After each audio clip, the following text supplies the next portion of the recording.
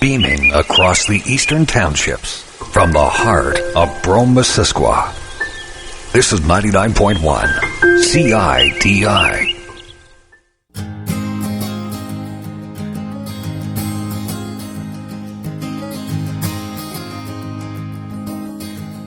Hello and welcome to The Alternatives. You have choices.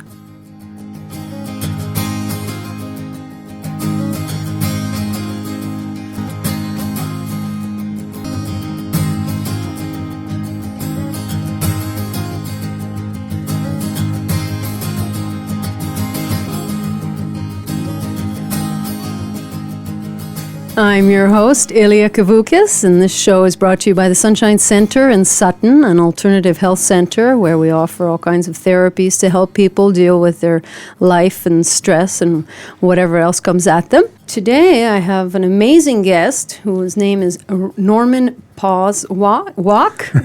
Is that correct? It's very close. It is correct. Yeah. My name is Noram Pauswalk. Pauswalk. It's not Pauswalk, it's Pauswalk. Okay, thank you so much, Norman. And welcome to our show. Thank you for coming today. One of the reasons we're having you on today is because we are setting up the workshop that's on the 21st of January called the Nonviolent Communication Workshop with your lovely wife, Gina Sensiosi. Sensiosi. I'm having troubles with names today. And we want to talk about nonviolent communication. So let's just dive right into this wonderful topic and explain to our listeners, what is it exactly, nonviolent communication? Well, that's a big question. Nonviolent communication was developed by Marshall Rosenberg, I think back in the 60s.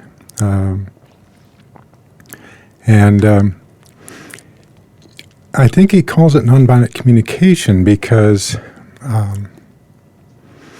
it's an attempt to stay connected in a way that reduces the chance of violence in life.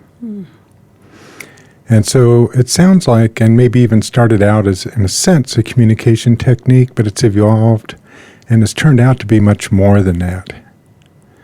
So it's actually a different way of looking at the world. So if you're using it as a communication technique, if you're using it without the intention of actually connecting, it doesn't really work. Mm-hmm. But when you combine the intent with some of the, you can call them steps. I don't really even consider them steps any longer. They're more just awarenesses that we have, different ways of looking at the world, that it allows you to stay connected with people. Mm-hmm. And if you're connected, it's very difficult to be violent. Mm. So in other words, in order for violence to occur, we have to disconnect from each other first. Mm. So that's where names and labels and judgments come in. So, it can be the axis of evil, it can be terrorists, it can be whatever you want to call it, know. But we do that first. Once that's done and we're separate, then we can be violent. Mm-hmm. So the concept is based on that understanding, and then how do we stay connected at the heart? Mm-hmm. I love that description of it. Thank you, Norman. I'm just curious, I'm sure our listeners are, what brought you to this these steps, this way of communicating? I mean, it's a beautiful thing, but you're actually teaching it and you're immersed in it. So what brought you to this? I understand you're not from Canada, too. You're from the States, right? Yes, yeah. I am from the States. Maybe you can give us a little bit about your background.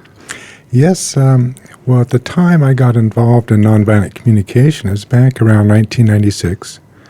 So I've been involved quite a while. At the time, I was living in Sedona, Arizona, and I was a mediator. My wife at the time and I were both mediators. And we were doing work for the courts in Flagstaff.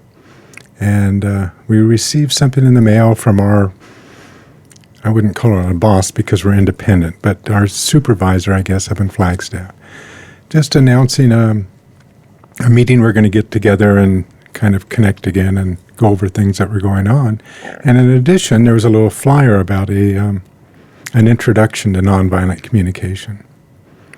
And so we assumed that it was kind of like a job requirement to go to this. Smart man. And in actuality, it was just a favor she was offering a friend of hers by sending this out. So my wife and I went to it, and it was just the two of us. We were the only two people who showed up. And there were two people there offering it, and all they had was a videotape of Marshall. And they were just so anxious. They were so excited. They couldn't hold back just their desire to share this. Yeah. And so we sat through this, and it was a bit uncomfortable because there was so much attention on us and wanting to answer any questions we had.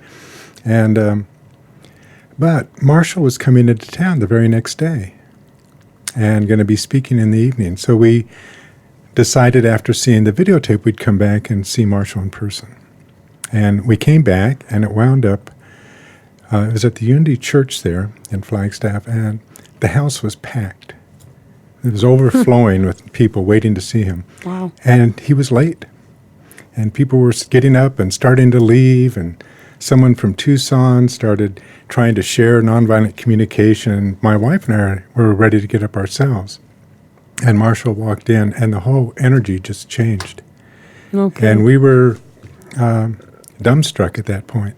After listening to Marshall and how he presented his concepts and how the world could be, and that it was just amazing. And we dropped everything. We went home, dropped everything, and got the dog taken care of, and spent 3 days at a retreat with him up in Payson. It was just like that. Incredible. And from then on, it was like he came to Sedona and Flagstaff a couple of times a year, and we helped bring him in, and we started practice groups and went to 10-day international intensives and slowly started having it become part of our life. Fantastic. Yeah. So now it's completely, you're up here in Canada, and you're married again with a new woman. Yes. Who's extraordinary, and I'd love to have her on in the future on this show. And you're spreading the word up here in Canada. Yes. Yeah. Let me just take this opportunity to let our listeners know they're listening to The Alternatives. You have choices. I'm your host, Ilia Kavoukis. My guest here is Noram Pauswalk. And you're listening to 99.1 FM CIDI here in Brome, Missisquoi. And we're talking about nonviolent communication. There's going to be a workshop being held at the Sunshine Center on the 21st of January. And talking from 9 to 5 in the morning, we're going to be talking about nonviolent communication and how it can help your interactions with people and even with yourself. The host of the workshop is Gina Sensoise, and her website, you can go and find her, called embodyingempathy.com. And her husband is here today to share with us the information and make you aware of these wonderful things happening in the townships. So, Norman, what is the essence of nonviolent communication, also known as NVC? The essence of nonviolent communication is the concept that everything we do or say is an attempt to meet a need. Those needs are universal needs. They're the needs that we all have, and they have no connection with particular strategies. In other words, it doesn't mean that a need has any other person involved that has to be involved. So most disagreements occur at the level of strategy. So with nonviolent communication, we learn to look behind the words and the actions of people and ourselves, and to connect with what need are they trying to meet in that moment. Whether the strategy is working or not doesn't make any difference. The point is they're trying to meet some need. They're saying yes to something. So we want to try and connect at that level. So when somebody comes to you, for example, and expresses, something, so our job is to stop and say to ourselves or to them, okay, what need are you expressing, or is it best to just let them express? Well, the way we try and share learning how to live from this perspective is to start out silently for the most part. Because it's a big shift in energy just to begin to see the world from this perspective. So to try and do that and put it into words makes it very difficult and can oftentimes come across as some type of technique. So, Psychotherapy 101. Yes, yes. Or an attempt to manipulate or, you know.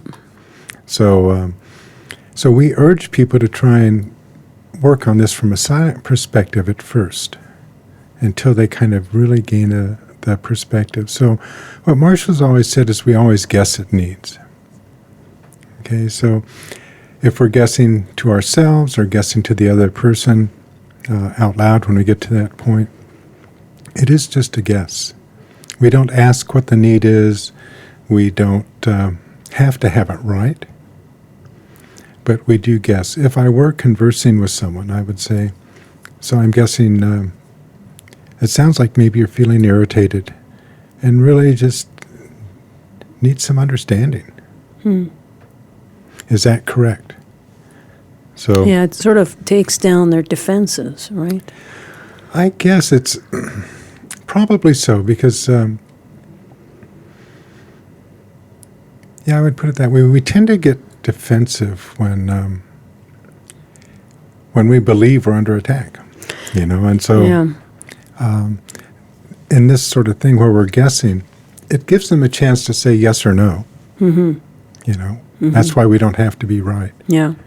And it also gives them, there's a subtle message there when we guess that we care enough to even bother to guess.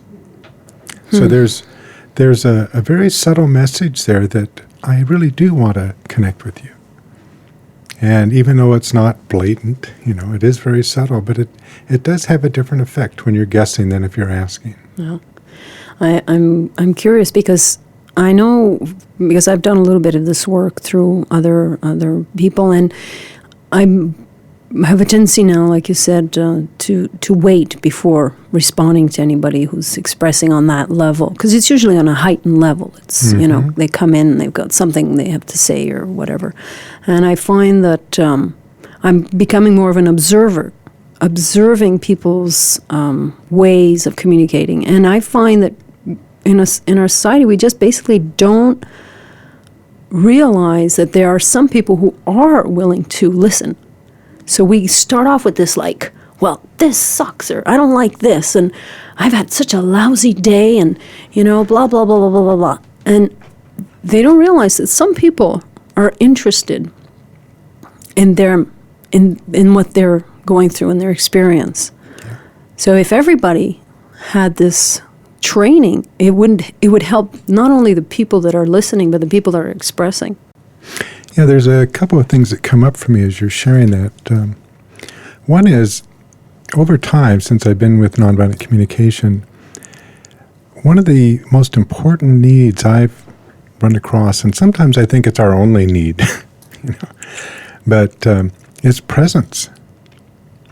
We need just presence, to be heard. Because what happens, the way we communicate in our society, someone says something, we tend to either defend against it, or we'll try to offer a solution, or we'll say, I know exactly what you mean, I experienced the same thing before. We go through different ways of either trying to understand things mentally, trying to solve it, sympathizing. What we offer in nonviolent communication, we call empathy.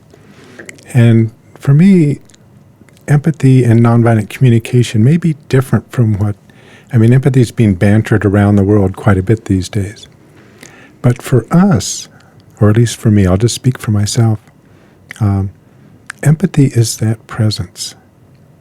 And particularly in nonviolent communication is that it's that translation of whatever they're saying into what need are they trying to meet. So it's putting our attention there on what the need is. Mm-hmm. So we have so many needs. Like I say, I think there's fewer and fewer needs the longer I'm with nonviolent communication, but, it's still helpful to look at it, whether it's needs for food and water and shelter, or needs for understanding, to be heard, for love. All these different things are things that we choose strategies to try and meet. Mm-hmm. Absolutely. It's definitely a big topic here today. I'm so happy you're here. I love this topic because I face these challenges every day, because a lot of the people around me have not had this kind of training. And I mean, I've had the tip of the iceberg, there's so much to learn. So I'm really happy that there's going to be a workshop coming at the center that people can learn more about it. And I'd also like to take this opportunity to remind the listeners that are listening to The Alternatives. You have choices in CIDI 99.1 FM. And we're talking to Noram Pauswalk about nonviolent communication. I'm your host, Ilia Kavoukis. And something happens, I find, when you give somebody, like you were saying before, presence. It's because a lot of people, we're talking about needs. What is their need they're trying to satisfy right there in the moment? And I find a lot of times, maybe it's a judgment on my part. Like you said, we're guessing, but it's validation. People need to be validated in who they are, in their emotions, in their feelings of what's going on in their life, what they're doing, where they're going in life. And when you're interacting with somebody, I find a lot of people, they just need the validation. And when you give them that, like, thank you, by the way, for doing this for me, or thank you for coming, or and then they're like, oh wow, the gratitude, Mm-hmm. that find is a form of validation for certain circumstances. Would you agree? It's Well, I would put a little bit different twist on it. Because one of the concepts that we work with in nonviolent communication is moving away from concepts of right or wrong, good or bad, reward and punishment. Mm-hmm. So sometimes, depends on the intention, basically, and what's behind the thank you. Because if it's meant as a reward, or, to try and, in a sense, have people be happy and continue to do what they're doing, then I wouldn't consider it nonviolent communication. It's a different approach. So with nonviolent communication, we want to really connect with what need they're meeting. And if we're saying thank you, we would do it from a different perspective. We'd want to share what need of ours is met when they do what they're doing, because it gives a lot more information than just a thank you. So if I just say, oh, thank you, Ilia, for inviting me here today, that's one level. But if I said, Ilia, when you invited me here today, and here we are sitting here, and you're asking me questions, and I'm getting a chance to respond and share my passion about nonviolent communication, I notice I'm feeling very full inside. And there's a sense of peace, and it's really around, it's really helping me connect myself with my own passion. And I'd like to just connect and see how that touches you when I share that, what comes up for you when I share that. Well, it makes me feel good knowing that when I invited you, that it was the right choice to bring you and have you have an opportunity to share, because that's what I need. My need is to share all these wonderful things with people, and that makes me feel good inside. Mm-hmm. As nerve-wracking as it is sometimes to do these shows, my need to get out there and talk to people and give them the alternative ways of being is being met. And especially having wonderful people like you come on the show makes me feel fulfilled, like I'm doing what I was meant to do. Well, thank you. Was that a good sharing, Norman? I don't know if we're good or not, but I enjoyed it. No, but, because there is a concern that we have that, like you said earlier, we don't want to sound like we're getting too technical or too fake or, because that's my concern, when I'm talking with people and I'm getting them to share and whatnot. So that's why I asked you, is that a good sharing? Well, what it brought up for me as you were sharing there, it reminded me of one of my understandings of nonviolent communication, which is that we never do anything for anyone else. Everything we're doing, we're always doing for ourselves. In other words, I don't do anything for anyone else. So I'll give you an example to make it more clear. When I first started sharing nonviolent communication, I decided to do monthly introductions and practice group. And at first I thought, okay, I'm doing this because I want to share it. And it's good for other people. But I really had to connect with what need of mine am I meeting by doing this. And I realized that that I didn't want to be alone. I wanted other people to have this kind of awareness, these skills, so that I didn't have to be the only one doing it. That sometimes I could have a break and I'd have the support of others around me. Beautiful, yeah. So when I had that, it made it much easier, much clearer. Because if I go around thinking I'm doing it for them, it puts me in the same position. I guess my daughter made it very clear to me when I was telling her about how great nonviolent communication is and she should really have it in her life. She says, Dad, if it's so damn good, why don't you just use it yourself? And it was the hardest message, but the best message I was ever given. Fascinating. Because if I'm just talking about it and trying to get others to do it and I'm not living it myself, what's the point? So she really, you hear from your children, from the mouths of babes, Yes. So it was one of the greatest the tough gifts. ones, yeah. So that kind of describes what I'm talking about, I think, with that. Beautiful. Thank you for sharing that personal moment. And I'll let our listeners know once again, they're listening to 99.1 FM CIDI, Radio Communautaire de Brome-Missisquoi. And the show is brought to you by the Sunshine Center. I'm your host, Ilia Kavoukis, and we're talking about nonviolent communication, and we're going to have, I'll mention once again that we're having a workshop on the 21st of January, where Norman's wife, Gina, will be giving the workshop.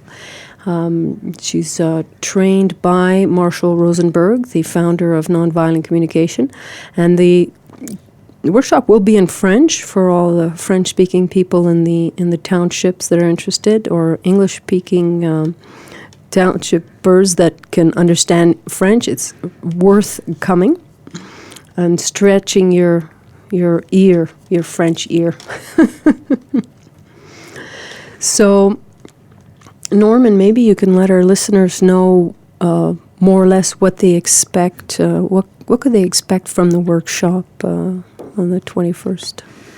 Well, I don't know the exact details of the workshop, but participants can expect an experiential time. It'll be a chance to really experience through some exercises and practicing something, whatever Gina shares, in the moment. So it's not just going to be a lecture type of thing. It'll be an experiential thing. And